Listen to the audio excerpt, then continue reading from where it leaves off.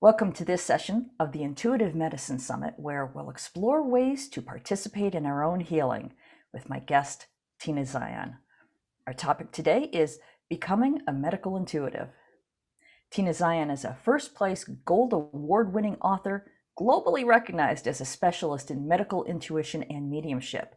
She's taught her medical intuition workshop in Australia, New Zealand, the UK, Europe, Canada, Mexico, and throughout the United States.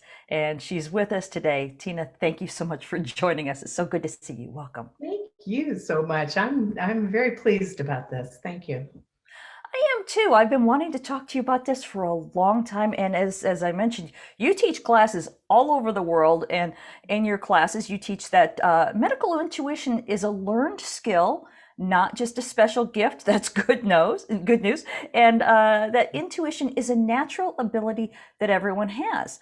And I know that some people are frustrated when they hear something like this because they might be unable to do it themselves. So what might be blocking them and getting in the way of receiving intuition? What I've noticed over the years is that truly everyone is literally wired to be intuitive. Now, what I've noticed though is people will tell me, well, but I'm not getting anything. I don't get any intuitive anything. And what I'll realize when I talk to them a bit more, they're actually receiving information, as we all are, constantly, but they're not recognizing what is intuitive information. So I'm realizing that more and more people simply don't recognize it as intuition when it happens. So I can give you an example. One example might be, well, I for some reason I drove to work in a different way today. And then on the news, there was a big wreck that I might have been, caught in or something.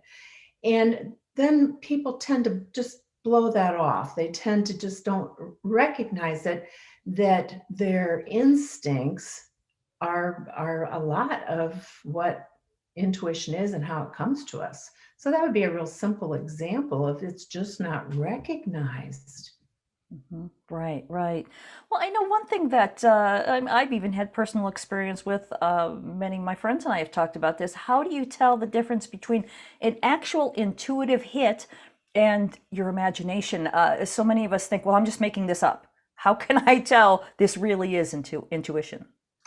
Well, how I describe this is the difference is when a thought, an image, a sense, a feel just pops in out of nowhere, just that pop of information, that will be the clearest piece of information, because intuition is truly simply the ability to recognize intuition that we're sitting in, that's all around us, that is there for us constantly.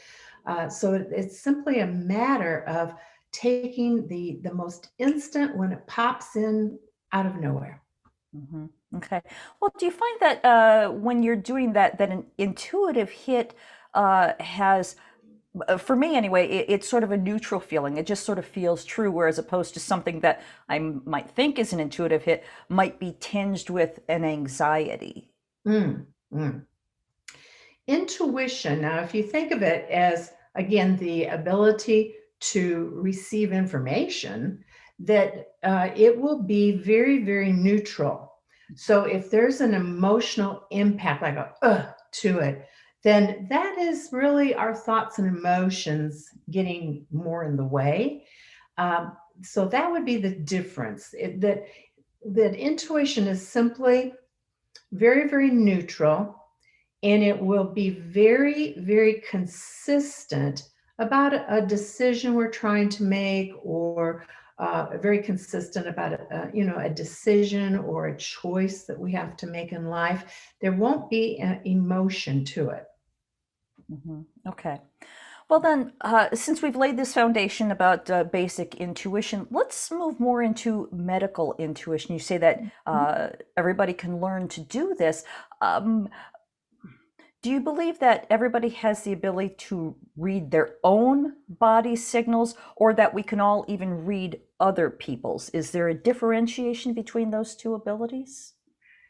I would say no, there's not a difference. There's a difference of focus if we're noticing ourselves or if we're sitting with another person to assist them in recognizing what's going on with them. So, but basically, it's truly the same. And I always begin with telling people, I really do not have a gift. We are all wired to do this. What's the difference is some people have a passion or a yearning or a pull to do medical intuition, especially to help other people. So I've noticed that that's really the difference is they just have this yearning and they're not even often sure why they have this yearning. But medical intuition, the words pop up. It pops up on YouTube or it pops up on the internet some way. And then again, that's a signal that they're to go on that path. Right, right. Well, if somebody was interested in learning to be a medical intuitive, would they begin with reading their own body, or how do you begin teaching somebody how to do this? Hmm. Well, if they are really wanting to do this for other people, I start by asking them to notice what on earth is getting in their own way. And then I really want them to recognize intuition when it does come to them.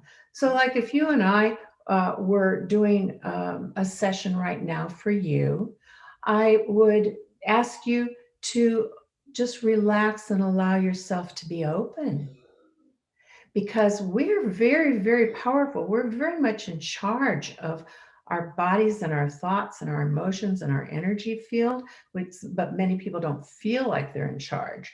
So that's one of the other things I hope to teach people is how to get more and more in charge of yourself. And so, being in charge, we can look within, we can listen to our body, we can talk to an area in our body. And again, if we say something to our body, let's say, like, my heart, what is going on with you? Well, when we ask that question, we must pause and again take the pop. So, and it's the same when we do this for other people. Uh, be very, very respectful because we have this ability. I really ask people to be very, very respectful and to never do this with another person without their permission. And because that permission just relaxes someone and allows you to really pick up information that's in our energy field, and then to pick up information inside of their physical bodies. So it's kind of a short way I would describe it. Hmm, okay. Well, let's go back again because the focus of this summit is basically to teach people who are watching to learn to read their own signals. And then, we do expand into learning to read others. So if I was going to say I'm having symptoms and I have no idea what it could be, my doctors have no clue, which is a really common thing, Very common. unless you get sent in for all kinds of tests and probes and blood work and all that. And sometimes that doesn't even come back with, a helpful diagnosis. Correct. How do you ask your body to give you information? Like, say you've got stomach aches, and you're like, "Oh, it's cancer! It's cancer! I know I'm going to die." And in actuality, you're lactose intolerant or something Yes. that's easily repaired, but you've got the fear in the way. How do you get out of your own way to get genuine information from your body? Well, I very, very specifically help people to actually work with spirit guides. So that would be part of it. But very, very specifically, if I talk about stepping out of our own way, whether we're doing this for other people or doing it for ourselves, to really, and I feel like I literally just step to the side, just step out of the way. And what's key is to ask your body, well, in your example, your stomach, to ask your stomach a series of very specific questions. So I would say, stomach, is this cancer? And then instant, you have to take the instant pop and get a yes or a no. And if you get a no, then another series, another question, and another question, very, very specific. Because every time we have a thought, it's an electrical spurt that shoots out into the universe. Every time we have a thought that leads to an emotion, then that emanates from our physical body. Because we're more than just a head and a physical body, it's all connected. So, what we think literally is what's going on in our energy field. It's really that body, mind, and emotional connection together. So, a series of questions, get out of your own way, notice your fears and worries, and then just, no, I'm going to get that out of the way, and I'm going to just ask my body some questions. But the key is to take the pop, because anything after that instant piece of information is really our worries, our thoughts, our concerns. But the instantaneous, and that's what people really struggle to recognize, is the instant piece of information will always be the clearest. Right. Yeah, that makes a lot of sense. Mhm. Well, I mentioned a minute ago that sometimes it's difficult to get a diagnosis from your MD, and allopathic medicine is wonderful in its place, but again, it doesn't always find what you need to know. So, how do you recommend people work with their physicians to, like, if you've got an intuitive hit and the doctor says no, that's not what it is, and you just know this is something I need to explore, how do you work with your doctor with your intuition?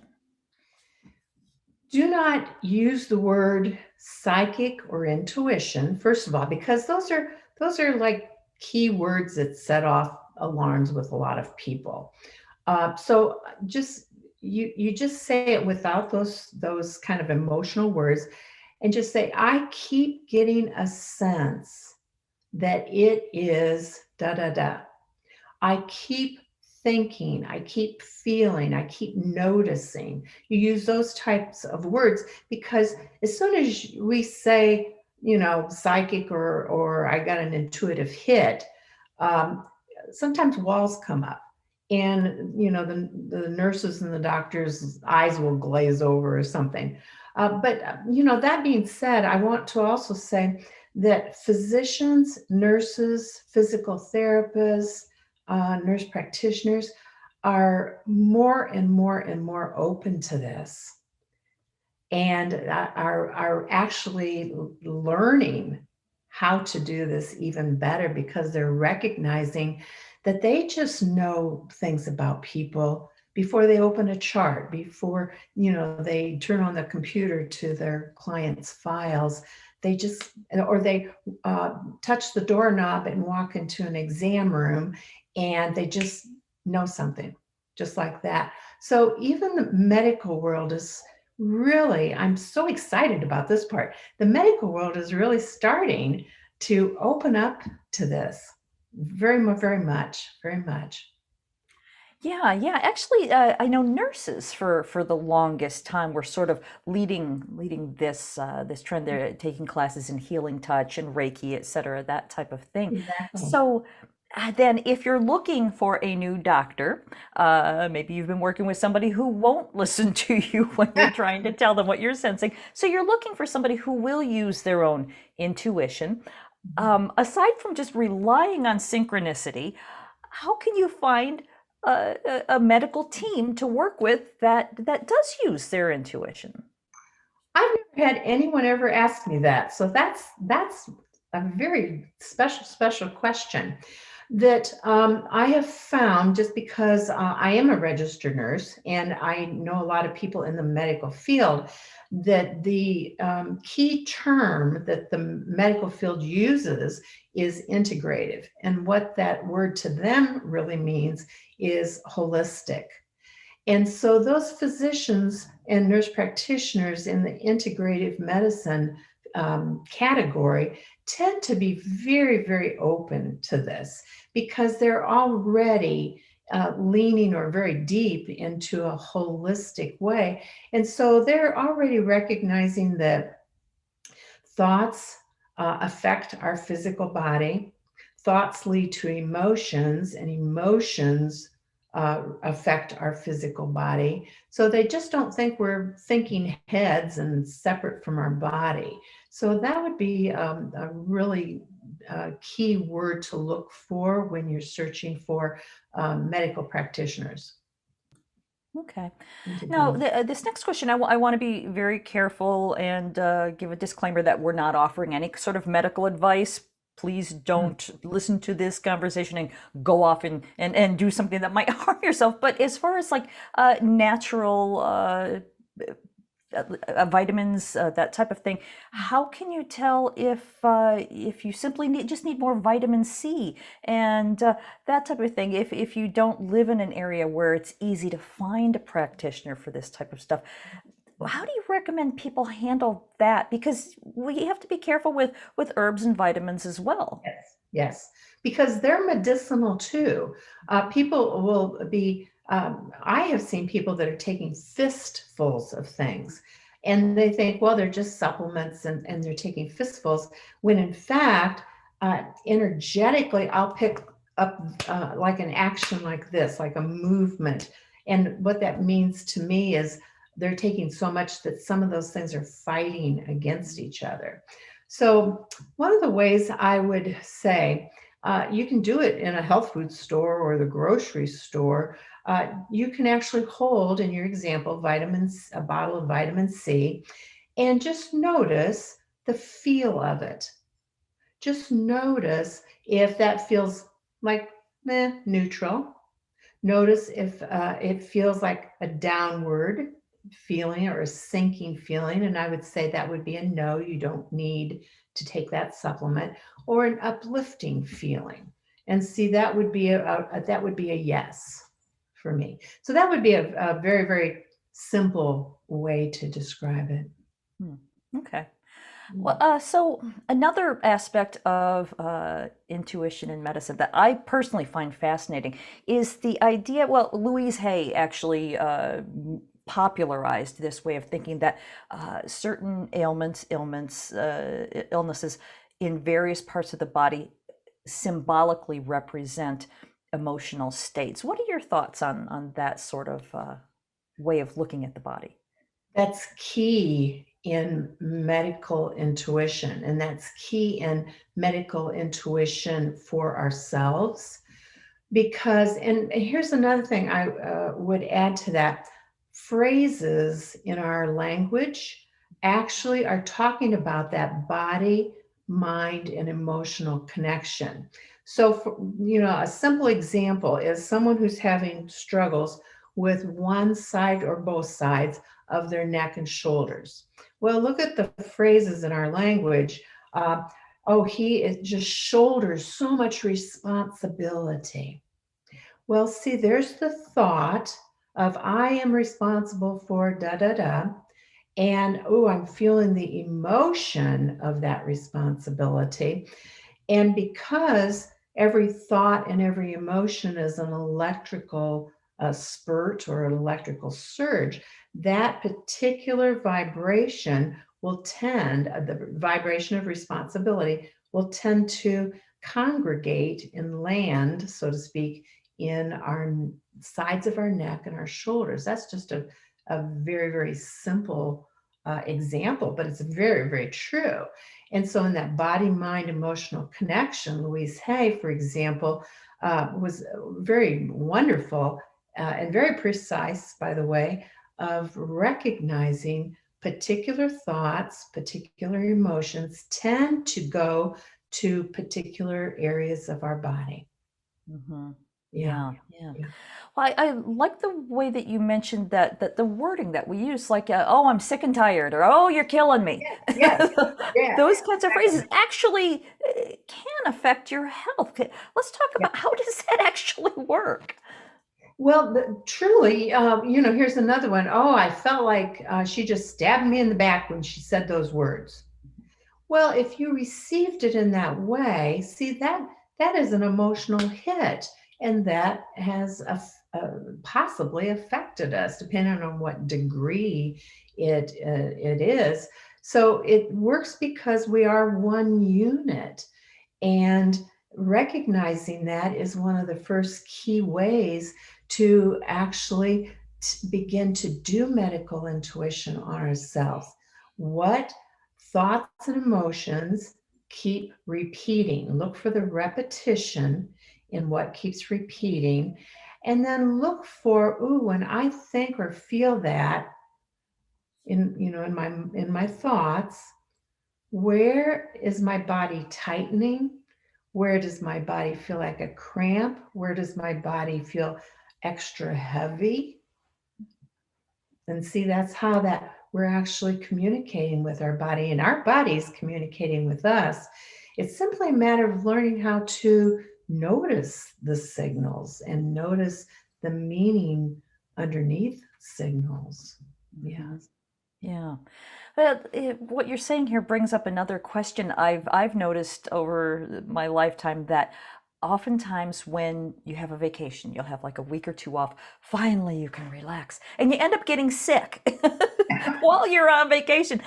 Is that Yeah. because you finally have time to be sick? What's up with that?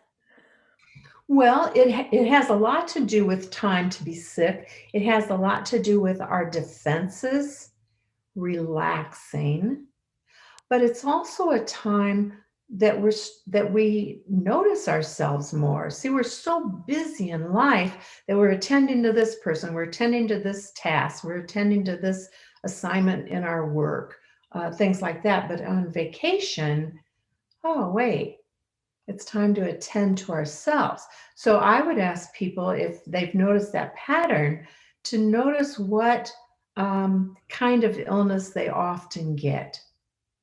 So, for example, if someone tends to get a respiratory thing when they're on vacation, that has a lot to do with sadness, because sadness, grief, unfinished business like that, unfinished sadness, tends to go to our lungs.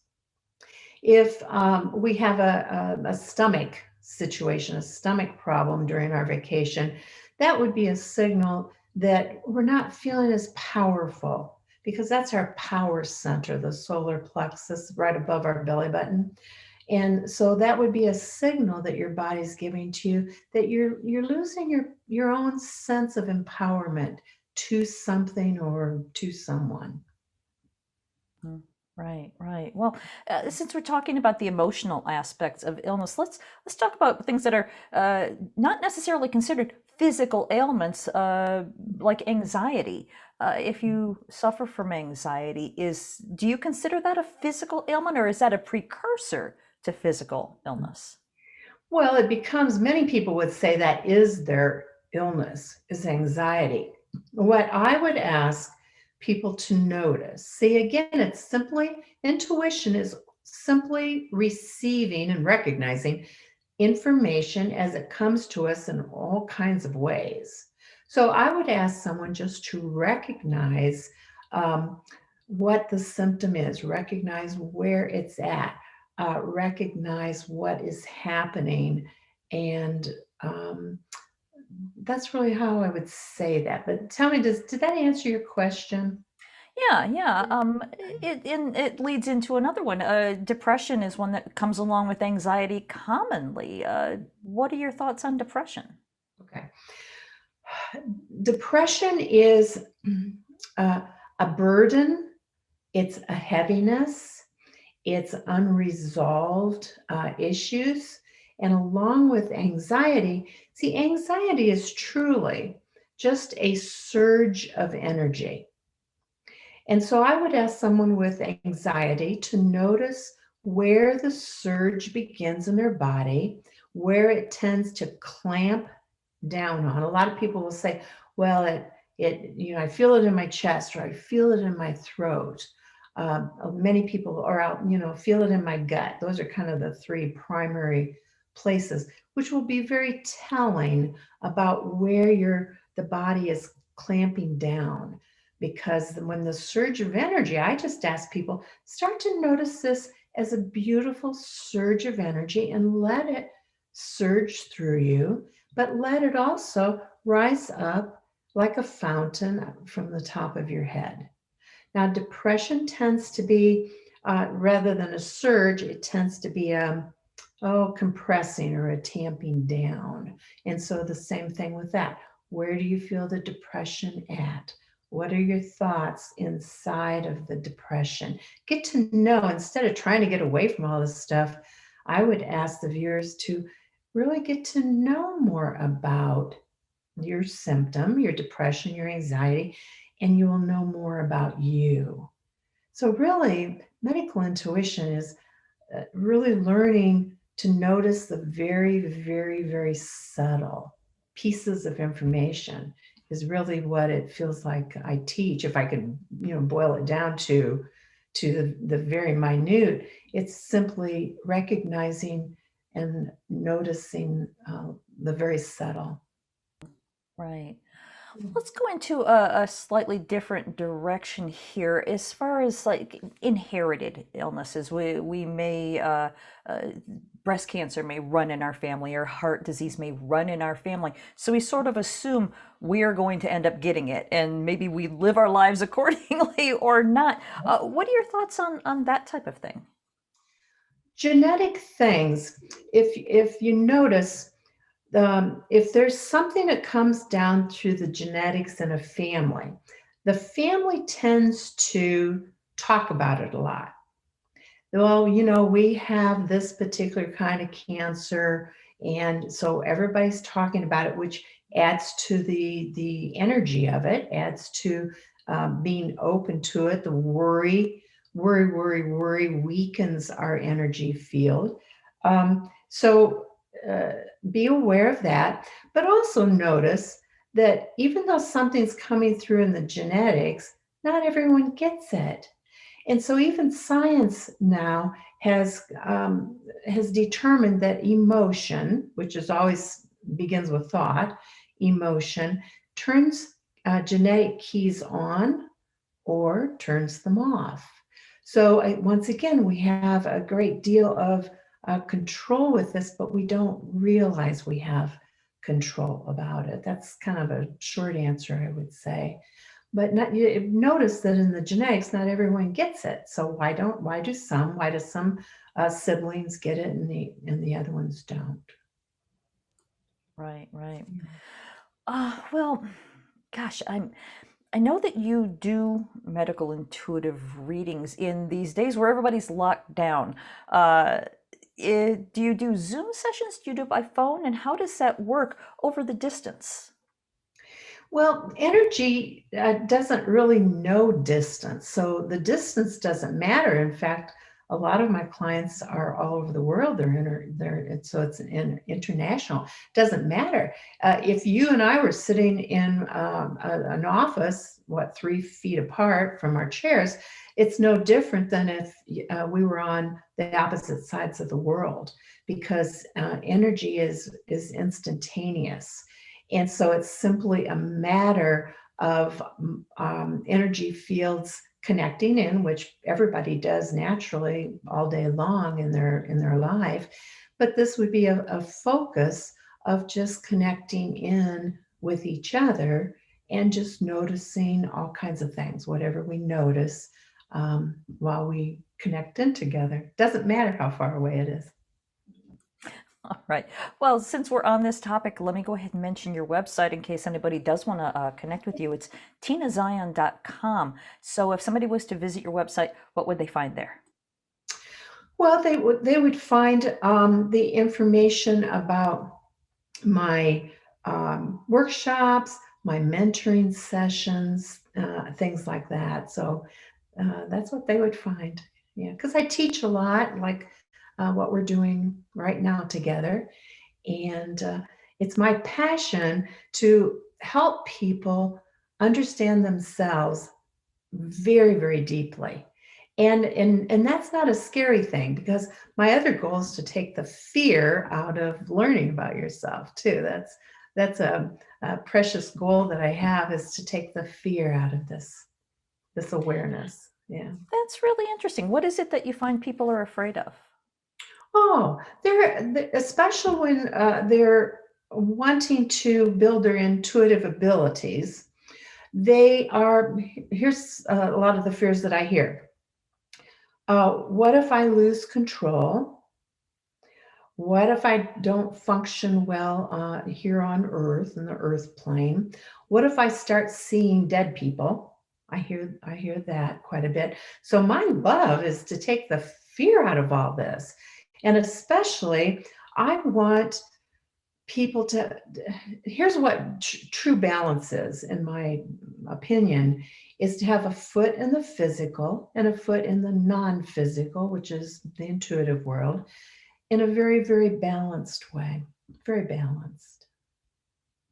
Well, how do you accomplish that? Because I can relate to that. When I first started studying this, one of my biggest fears was that I wouldn't be able to communicate with muggles, using a judgmental word. Uh, there is a concern there. That so, how do you address that one specifically?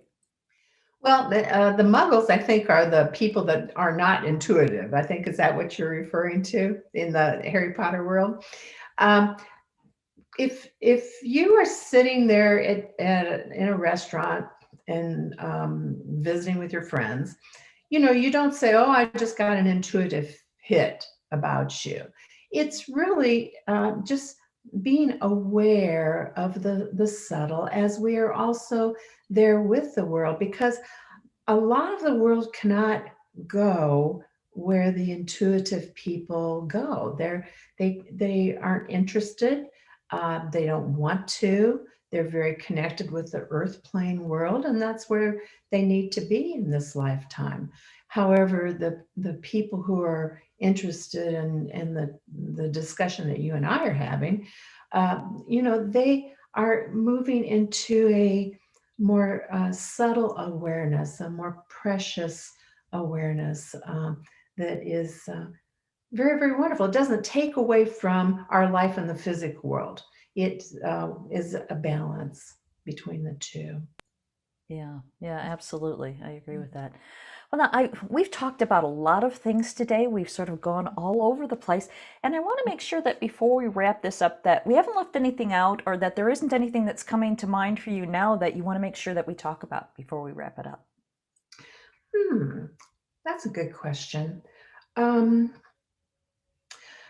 Again, I would want to emphasize that being intuitive is not an unusual thing, that it is simply, truly the awareness of the very, very subtle, because intuition is almost always non-physical in nature. It's a thought, it's a picture in our mind, it's a feeling. And so it is not unusual. It is simply noticing the world. The world is not just a physical in nature, it's physical and non-physical at the exact same time. You will not lose control. It's very, very balanced, or it can be. Yes. All right, that was beautifully put. Thank you for Oh, that, thank and you. thank you so much for joining us today, Tina. This has been a really lovely conversation. You've just got the most peaceful energy. It's so nice Oh, to spend thank time you. with you. Thank you for being here with us. Thank you so much. I appreciate it. Thank you a lot. All right, I want to remind everybody that I've been talking with Tina Zion, and I want to thank everyone for joining us. I hope you enjoyed this conversation in the Intuitive Medicine Summit.